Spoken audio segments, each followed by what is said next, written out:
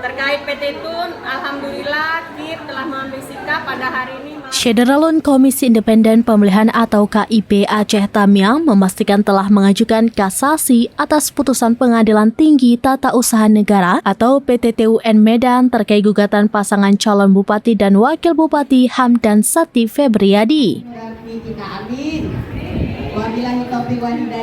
Assalamualaikum warahmatullahi wabarakatuh. Kepastian ini disampaikan Ketua KIP Aceh Tamiang Rita Afrianti ketika ditemui di sela kegiatan penyortiran dan pelipatan suara Pilgub Aceh pada Senin 4 November 2024.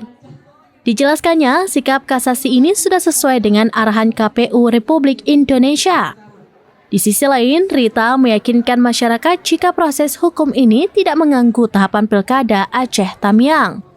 Rita menegaskan jadwal pilkada di Aceh Tamiang tetap dilangsungkan serentak pada 27 November 2024. Untuk memastikan jadwal serentak tidak terganggu, KIP Aceh Tamiang tetap mencetak surat suara dengan formasi satu pasangan calon Armia Pahmi Ismail. Terkait PT Tun, Alhamdulillah KIP telah mengambil sikap pada hari ini melakukan kasasi.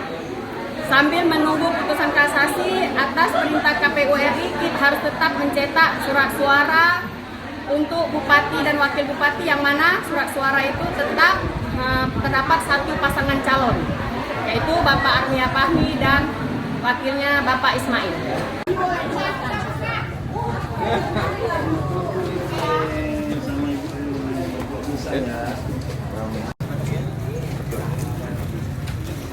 Dari Aceh Tamiang, Rahma Wiguna, serambinews.com. Download Tribun X sekarang, menghadirkan lokal menjadi Indonesia.